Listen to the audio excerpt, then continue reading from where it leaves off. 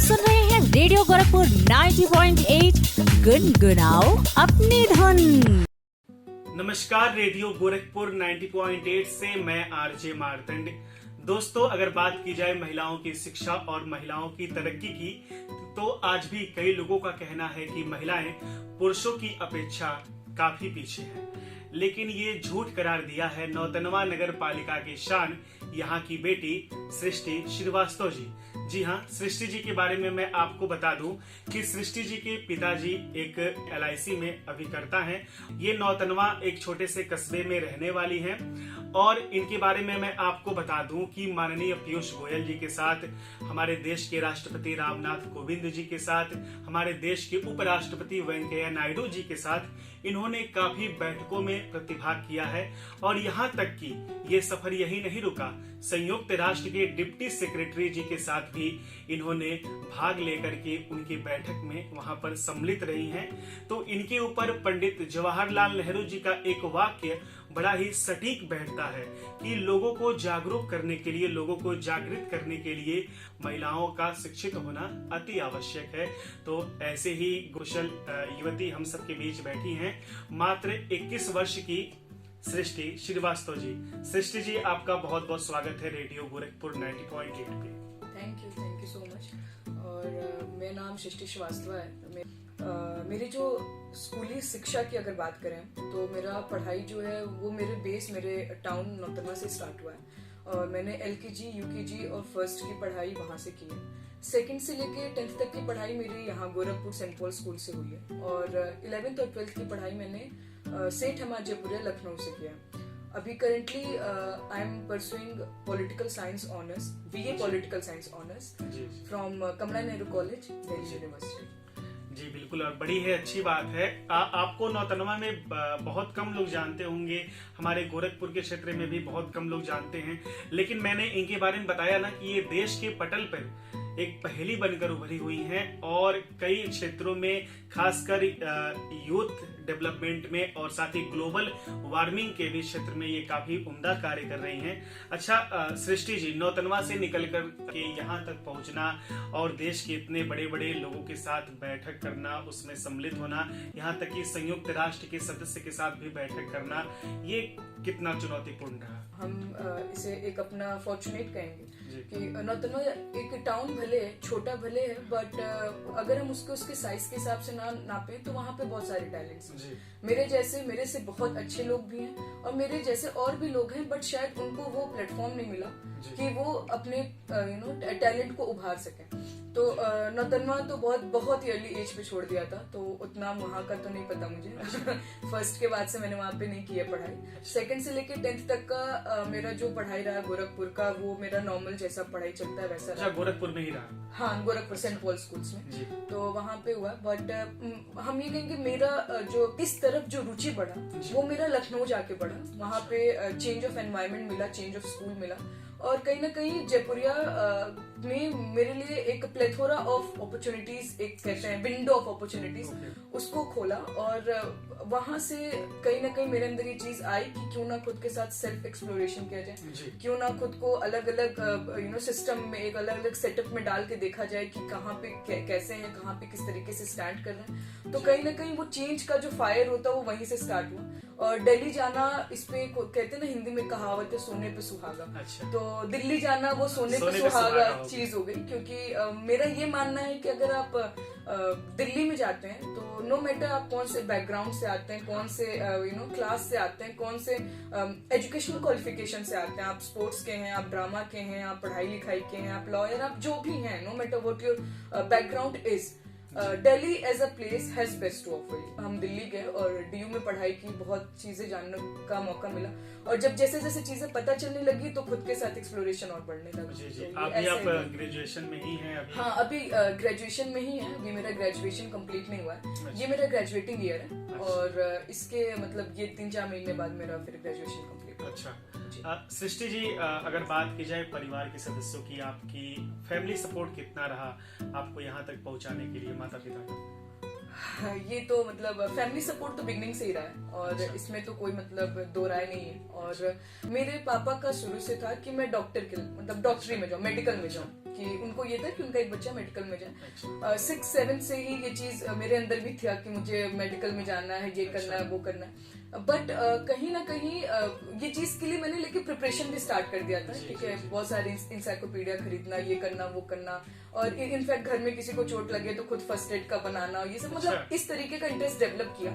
But जो 10th का जो मेरा वो था, साइंस बैकग्राउंड से थे 10th तक, और 10th में मेरा जब एग्जाम हुआ तो एग्जाम बोर्ड्स के एग्जाम में आई स्कोर्ड 72%। तो अब उसके बाद से, क्योंकि जो हमारा एजुकेशनल सिस्टम का जो पैरामीटर्स है कि एक सेट पैरामीटर है कि आपका इतना परसेंट आएगा तभी आपको साइंस मिलेगा। बिल्कुल, तो कहीं ना कहीं साइंस का अपॉर्चुनिटी तो पूरा खत्म हो। वो मेरा बहुत बहुत एक तरीके से कह लीजिए मेंटल टर्मोइल वाला स्टेट था, क्योंकि मुझे ऐसा लगने लगा कि जिस चीज के लिए हम पिछले 4 साल से प्रिपेयर कर रहे हैं खुद को, अब वो option he out of box हो गया। तो बहुत ज्यादा वो था, यानी कि निराशा उस समय हाथ लगी। हाँ, लेकिन आप इस शिखर पर हैं कि अब उसे भूल जाना ही सही है। इसलिए कुछ कहा नहीं जा सकता कि हम सोचते क्या है और आगे चल करके क्या हासिल हम करेंगे। बिल्कुल बिल्कुल बिल्कुल। और आपके साथ बिल्कुल वही हुआ। हाँ। और अगर हम माता पिता की सपोर्ट की बात करें तो हमारे यहाँ पे देखा जाता है, इस क्षेत्र में भी काफी भारत में अधिकतर देखा जाता है कि पुरुषों की अपेक्षा महिलाओं को उतना तवज्जो नहीं दिया जाता है कि ये इस क्षेत्र में ऐसा काम करें या यहाँ पर जाए, देश की राजनीति में हिस्सा लें। तो आपके साथ तो बड़ा ही अच्छा सपोर्ट रहा, इसलिए मैंने ये प्रश्न आपसे पूछा। बिल्कुल बिल्कुल। तो लेकिन आपने कितना बढ़िया बताया ना कि मेरा मेडिकल लाइन में था, लेकिन परसेंटेज उतने आपके नहीं गेन आप कर पाई, तो इस फील्ड में आप आ गई। ये भी आपके लिए बहुत बड़ा अच्छा था। और कहीं ना कहीं ऊपर वाले का ये था कि आप इसी के लिए बनी हुई थी कि आप इतने बड़े बड़े जगहों पे जाए, इतने बड़े बड़े लोगों से मिले, इसीलिए छोड़ो मेडिकल, ये छोड़ो, आप इस फील्ड में आए। कह सकते हैं इस चीज को। जी जी। और मेरा लेकिन एक चीज में साथ हरदम से रही, साइंस की तरफ मेरा झुकाव भले था, लेकिन हिस्ट्री सिविक्स में मेरा इंटरेस्ट बहुत था। अच्छा। तो सिविक्स को लेके दिन भर इधर उधर करना, हिस्ट्री का मॉन्यूमेंट्स को घूमने जाओ तो गाइड से ज्यादा खुद बताना, ऐसे इस तरह का इंटरेस्ट था मेरा उसमें। तो जब एक लखनऊ गए, फिर वहां पे मुझे इसके बारे में पता चला। ये भी मुझे कभी कभी ऐसा लगता है कि 11th-12th मैंने वो लेके पढ़ा है जो जिसके बारे में मुझे 10th तक पता ही नहीं था।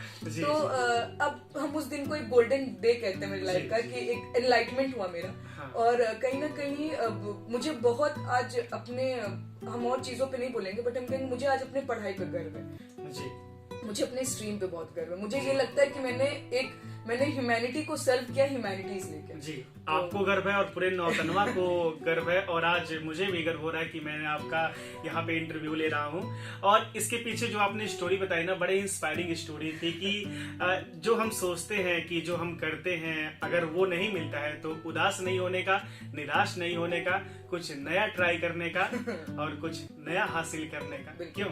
बिल्कुल, बस बिल्कुल। तीर जो है वो सटीक लक्ष्य तक पहुंचनी चाहिए। बिल्कुल बिल्कुल बिल्कुल। चलिए, अगर सृष्टि जी महिला सशक्तिकरण की बात की जाए तो इस पर आपकी क्या राय है, क्या कहना चाहेंगी?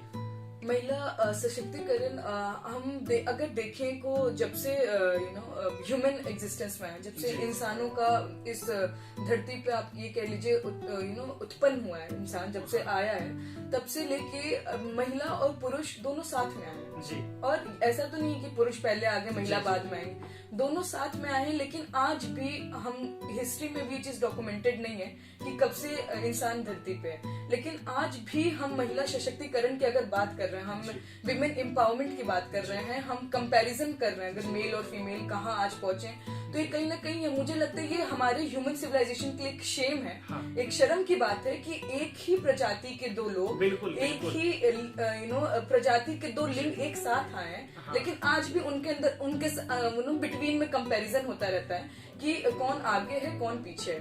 हाँ। अगर मतलब महिला सशक्तिकरण तो एक ऐसा चीज है जो बहुत करीब भी है मेरे दिल के, और उस पे बोलने का जब मौका मिला तो बोला भी है मैंने। लेकिन आज आपके इस प्लेटफॉर्म का अपॉर्चुनिटी को यूज करते हुए जितने लोग हमें सुन रहे हैं, स्पेशली द फीमेल पॉपुलेशन जो देख भी रहे हैं और सुन भी रहे हैं मुझे, आप प्लीज कभी अपने आप को कम मत समझिए, क्योंकि आप एक लड़की हैं। ये आपका कभी वो नहीं होना चाहिए कि हम एक लड़की हैं इस वजह से हम थोड़े पीछे हैं। आप लड़की और लड़का बाद में हैं, पहले आप एक इंसान हैं। बिल्कुल। और आपके अंदर वो सारी काबिलियत है, वो सारे आपके अंदर टैलेंट्स हैं जो हमें चाहिए आज के टाइम पे अपने समाज को संजो के रखने के लिए, अपने ह्यूमैनिटी को बचाने के लिए, और अपने कहीं ना कहीं हम कहेंगे एनवायरनमेंट जो हमारे ऊपर बहुत, क्लाइमेट चेंज जो हमारे ऊपर हावी होता जा रहा है, उसको कहीं ना कहीं सेव करने के लिए we need both men and women all together in a force. आज भी इंडियन पार्लियामेंट में, लोकसभा में 11% रिप्रेजेंटेशन है फीमेल्स का, और राज्यसभा में 9% रिप्रेजेंटेशन है। आज हम 2021 में रह रहे हैं, बट महिलाओं का रिप्रेजेंटेशन का बिल लोकसभा में सन 1990 से ही लटका पड़ा है। वो बिल ये कहता है कि संसद में और स्पेशली लोकसभा में महिलाओं का जो रिप्रेजेंटेशन है वो 33% होना चाहिए। जी। और आज बल्कि 11% है, तो कहीं ना कहीं 20-22% बाद अभी 11th पे पहुंचा। हाँ, इतने टाइम के बाद अभी वो बिल पास भी नहीं हुआ। उस बिल पे जब भी आप डिस्कशन होता है लोकसभा में, कुछ भी होता है, तो वो बिल किसी ना किसी वजह से वो बिल लटक जाता है, वो बिल पास नहीं हो पाता है। और आज अभी करंट रिप्रेजेंटेशन इज 11%। इंडियन उसमें जुडिशरी सिस्टम में the female representation is below 7%, मतलब 7% से कम ऐसी महिलाएं हैं जो जुडिशरी में हैं, जो जज हैं या फिर लॉयर हैं। और ये भारत का इतना ग्लोरियस और इतना गौरवशाली इतिहास रहा है, बट उसमें शायद जब महिला सशक्तिकरण पे बात आएगी तो शायद ये एक कहीं ना कहीं इस चीज की कमी खलेगी कि आज तक भारत का कोई भी चाहे हाई कोर्ट हो या फिर सुप्रीम कोर्ट पे हम ज्यादा फोकस करेंगे, कि आज तक सुप्रीम कोर्ट की जो चीफ जस्टिस है वो कभी एक महिला नहीं है। इंडियन पुलिस सर्विसेज में below 10% female representation is, and और ये तब है जब भारत के टोटल पॉपुलेशन का 48% इज फीमेल। ये तब रिप्रेजेंटेशन आ रहा है। तो ये कहीं ना कहीं बहुत ज्यादा आप ये कह लीजिए, मतलब एक हमें ये वो नहीं होना चाहिए कि चलो ठीक है हम 10% हैं पुलिस में, हम 7% है जुडिशरी में। ग्रोथ है, 1 से 7 भी एक ग्रोथ है, बट ये वो वाला सिचुएशन नहीं है जहां पे हम ये सोचना चाहिए कि चलो ठीक है इतना हो गया। We need to work more, we need to make our voice strong more. आप अगर आप वर्ल्ड लेवल पे देख लीजिए तो 51% जो है वो मेल पॉपुलेशन है एंड 49% फीमेल पॉपुलेशन है। 49%, आप इस शब्द को सुन रहे हैं तब आप इसका वेट समझ रहे हैं। आप सोचिए हम लोग इतने लोग हैं तो हमारा कितना वेट है, हमारा वॉइस कितना स्ट्रॉन्ग है, हमारे थॉट्स कितने स्ट्रॉन्ग है। 49% is impactful, is powerful, is effective, and it has all the qualities which is needed to make a change, which is needed to make a impact. Bharat एक ऐसा देश है जिसका प्राचीन काल से आप देखते चले आइए, भारत का ही बस इतिहास उठा के देख लीजिए, हड़प्पन सिविलाइजेशन हो, इंडस वैली सिविलाइजेशन हो, हर एक समाज जो एग्जिस्टेंस में आया है उसकी आधार कहीं ना कहीं एक महिला ही रही है। बिल्कुल। और आज आप हमारे जो लोग भी हमें सुन रहे हैं, जो लोग भी हमें देख रहे हैं, आप हमें कोई भी ऐसा बुनियादी ढांचा बताइए हमारे मानव जीवन का जो बिना महिला के योगदान का हो, जहाँ पे महिलाओं का कोई योगदान ना हो। ऐसा कोई ढांचा है ही नहीं। ऐसा हम एक बड़ी ताकत है, मेरा ये पॉइंट है कहने का कि हम एक बड़ी ताकत है और हमें अपनी इस ताकत को समझना चाहिए। और आप ये देख लीजिए बहुत सारे जजमेंट्स आए हैं, जैसे एक जजमेंट है क्या बोलते हैं, शाहबानू केस का एक जजमेंट है, बहुत फेमस है, अभी ट्रिपल तलाक आया था तो उस कॉन्टेक्स्ट में बहुत ज्यादा फेमस हुआ। सबरीमाला टेम्पल का एक ये था, वो केस था, जजमेंट था, हिस्टोरिक जजमेंट था इंडियन कॉन्टेक्स्ट में, हिस्टोरिक था, सेलिब्रेट करने वाला जजमेंट था। बट फिर एक उस टाइम पे हमें ये भी समझने की जरूरत है कि 21st सेंचुरी के इंडिया में हमें आज भी एक मंदिर जाने के लिए हमें अपने हक की लड़ाई लड़नी पड़ रही है। तो कहीं ना कहीं हम समाज में उठ तो रहे हैं, बट हमारी लड़ाई बस यहीं तक नहीं है। और ये लड़ाई नहीं है, ये आप इसे लड़ाई मत करिए, लड़ाई शायद बोलना एक अपना हक लेना है, हक लेना है ये और बिल्कुल बड़ी अच्छी बात आपने कही। और मैं जितने भी हमें सुन रहे पुरुष समाज से और पेरेंट्स से कहना चाहूंगा कि उनकी लड़कियां हैं, उनकी जो युवतियां हैं, वो जिस क्षेत्र में जो भी काम करना चाहती हैं उन्हें आप खोल दीजिए, उनके पंखों को खोल दीजिए, जिससे वे अपनी मंजिल तक उड़ान भर सके। क्यों सृष्टि जी, जैसा आपने कहा कि गौरवशाली इतिहास की बात की, तो गौरवशाली इतिहास में हमारे देश की पद्मावती जी, झांसी की रानी, जिन्होंने अंग्रेजों को भगा दिया अपने इतने बुंदेल आवाज से, अपने इतने जोश से अंग्रेजों को भगा दिया। और 1857 की क्रांति की शुरुआत की मंगल पांडे जी के साथ मिलकर के। यहाँ तक कि अगर शक्तियों की बात की जाए तो हमारी देवियों में भी सरस्वती, लक्ष्मी और दुर्गा जी की पूजा हम करते हैं। इनसे सारी मनोकामनाएं मांगते हैं कि हे देवी हमें ये दे, उनसे ही हम करते हैं। तो मैं आप सभी से कहना चाहूंगा कि एकदम दिल खोल करके आप अपने लड़कियों को फ्री करें, जिस क्षेत्र में जो भी काम करना चाहती हैं उन्हें करने दें, क्योंकि यही लड़की आगे चल करके देश की राष्ट्रपति बनती है, एयरफोर्स में अधिकारी बनती है और यहाँ तक कि अमेरिका की उपराष्ट्रपति भी बन करके दिखाती है। बिल्कुल बिल्कुल जी।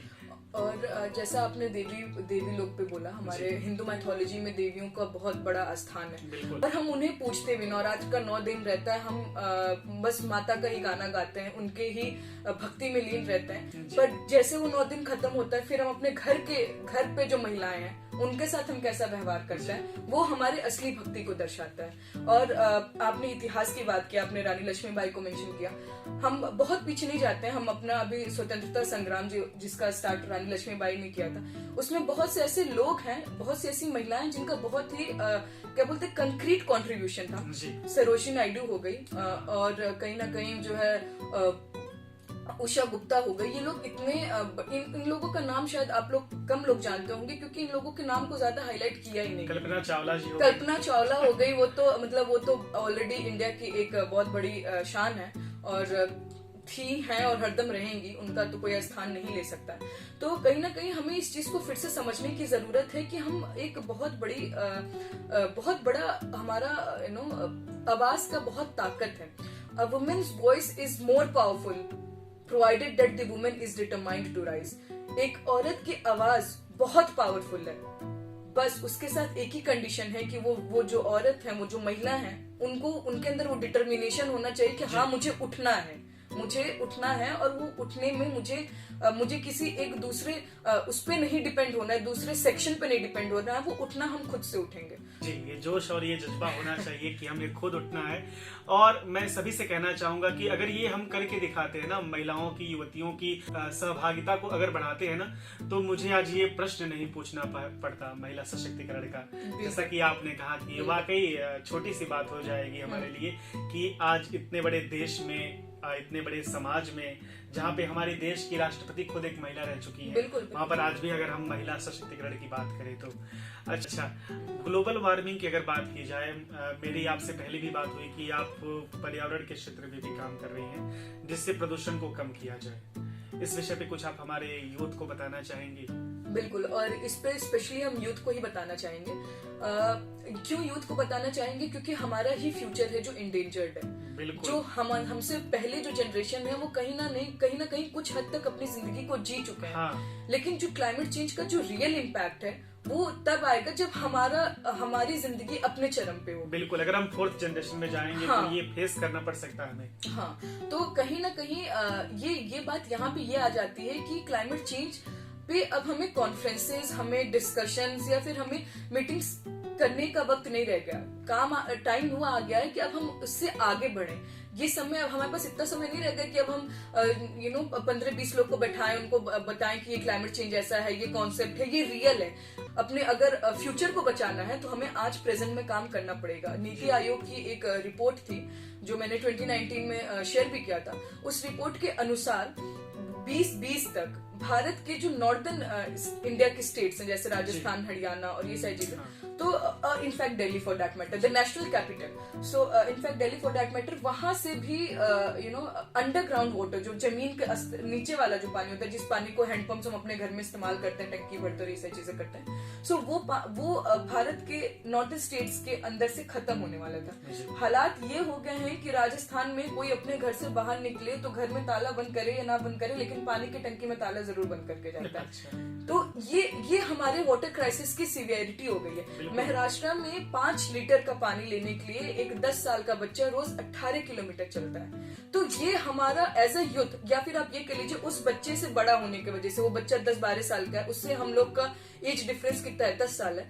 तो ये कह लीजिए कि उसका बड़ा भाई या बड़ी बहन होने की वजह से ये हमारा धर्म बनता है, हमारा जिम्मेदारी हमें सोचना चाहिए। बिल्कुल, कि क्या वो 12 साल का बच्चा इस ट्रीटमेंट के लायक है। इसलिए हमारे पूर्वजों का कहना था कि जल ही जीवन है, जल ही जीवन है। जल को सुरक्षित करना संजो कर रखना हमारा प्रथम कर्तव्य ये होना चाहिए। और देखिए, आप दिल्ली में आप रहती है, यमुना वहाँ की पूरी पूरी काली हो चुकी है। बिल्कुल बिल्कुल। और एनसीआर में रहना, सांस लेना दिक्कत हो चुका है। पोल्यूशन एक बहुत बड़ा मेजर फैक्टर है वहाँ पे। चलिए, तो मैं रेडियो गोरखपुर 90.8 के माध्यम से कहना चाहूंगा, अपनी तरफ से भी कहना चाहूंगा कि safe water, safe light, then safe life. Okay. चलिए सृष्टि जी, बहुत बहुत धन्यवाद हमारे साथ जुड़ने के लिए।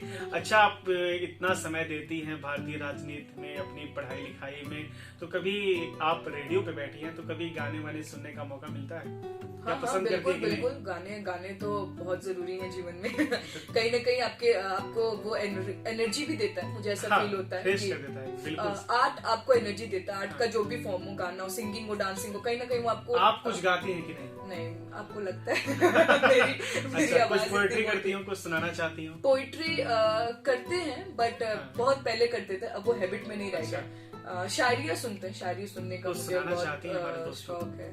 अभी तो मुझे कुछ याद आ नहीं रहा है ऐसे, बट एक गुलजार जी की एक शायरी है जो बहुत कभी ना कभी बहुत आपको एनर्जी देता है अपने लाइफ में आगे बढ़ने की। वो तब है कि जब आप एक बहुत स्ट्रेसफुल सिचुएशन में हो, तो उन्होंने दो लाइन बहुत ही अच्छी बोली थी कि लगता है जिंदगी आज कुछ खफा है, लगता है जिंदगी आज कुछ खफा है, चलिए छोड़िए कौन सी पहली दफा है। तो बहुत अच्छी ये बात। एक बहुत अच्छी शायरी मुझे लगती है, बहुत इंस्पायरिंग भी करती है कि क्या हुआ। हाँ। ये तो ये नहीं था कि मेरे जीवन का अंतिम लक्ष्य था ये जी। या बस खत्म हो गया, आगे कुछ हम नया तो कर सकते हैं, कुछ उम्दा तो कर सकते हैं। चलिए, बहुत बहुत धन्यवाद। अच्छा, आप हमारे श्रोताओं को, दर्शकों को, जो भी हमें देख रहे हैं, खासकर यूथ को क्या मैसेज देना चाहेंगे? यूथ को यहाँ पे हम स्पेसिफिक होके मैसेज नहीं देना चाहेंगे कि हम बस फीमेल्स को मैसेज दे रहे हैं, मेल्स को नहीं। I want to include everyone while delivering this message. अपने आप को कम मत समझिए, बिल्कुल, लेकिन वो अपने आप को सर्वश्रेष्ठ भी मत समझिए, क्योंकि वहां पे थोड़ा शायद घमंड आ जाता है। घमंड भी आ जाता है, और साथ ही साथ खुद की कमियां फिर शायद दिखना बंद हो जाती है। हम हर दिन सीखते हैं, हम रोज हर दिन सीखते हैं। आज हम आपके सामने बैठ के बात कर रहे हैं, हम ये नहीं कह रहे कि हमें सब कुछ आता है, आप मुझसे कुछ भी पूछ लीजिए। Even I am learning, every day I am learning. Even in the morning I read something to increase my knowledge, to enhance my knowledge, to upgrade my knowledge. आपके अंदर वो सारी चीज है। आप अगर फिजिक्स के टर्म्स में बोले, the universe lies with in you. आपके अंदर ब्रह्मांड रहता है, आपके अंदर ब्रह्मांड की हर वो शक्ति रहती है। तो कभी भी लाइफ में, जैसा मैंने while interviewing also I stated my class 10th example, तो वो आप सोच लीजिए कि जो इंसान 4 साल से मेडिकल की तैयारी कर रहा था, ऑल ऑफ सडन वो आउट ऑफ ऑप्शन जाना एक बहुत क्या बोलते स्टक वाला मोमेंट था, जहां पे आपको ये लगता कि बस from this there is no going back, या from this there is no going forward. वो आप एक बीच वाले स्तर पे आ जाता है, आप एक क्या बोलते हैं, एक ऐसे जगह पे आ जाता है जहाँ पे आप पीछे भी नहीं जा सकते, जहाँ पे आप आगे भी नहीं जा सकते। बट जिंदगी नहीं रुकती है, जिंदगी चलती है। और कभी कभी जब खुद पर से भरोसा उठे, खुद के नर्वस हो, या फिर ऐसा लगे कि पता नहीं ये जिंदगी में आगे ये चीज हो पाएगी नहीं हो पाएगी, तो कभी कभी 2 चीजें करनी चाहिए। एक तो कुछ चीजें समय पे छोड़ देनी चाहिए, और दूसरी कभी ना कभी उस डिवाइन पावर पे, आप जिस भी रिलीजन, जिस भी फेथ में आप अपना वो रखते हैं, उस डिवाइन पावर पे भी कुछ चीजें छोड़ देनी चाहिए। क्योंकि हमें लगता है शायद ये चीज मेरे लिए सही हो, बट उन्हें पता है कि हमारे लिए क्या लॉन्ग रन में सही है। तो आप प्लीज अपने आप को एकदम अंडरस्टिमेट मत करिए, ओवर एस्टिमेट भी मत करिए, अंडरस्टिमेट भी मत करिए, बट इक्वल एस्टिमेट करिए। और the world is waiting for you, the world is waiting for the youth, and we all are the rising stars, we all are the ones who is going to take the responsibility of the entire world, entire globe tomorrow. So everyone is looking at us, and we need to stand on their expectations. So thank you so much, and I'm also thankful to Radio 90.8 Gorakhpur also for providing me this opportunity to bring my thoughts on table. Thank you. चलिए, बहुत बहुत धन्यवाद आपका भी पुनः हमारे साथ जुड़ने के लिए, इतना इंस्पायर करने के लिए हमारे सभी दोस्तों को, खासकर यूथ को। तो दोस्तों, ये थी नौतनवा नगर पालिका की शान, वहाँ की बेटी सृष्टि श्रीवास्तव जी। अब मैं इनके बारे में क्या ही बताऊं, आपने सब कुछ सुन लिया, सब कुछ जान लिया। तो ऐसे ही सुनते रहे गोरखपुर का first community radio, radio Gorakhpur 90.8। गुनगुनाओ अपनी धुन। Bye bye, take care.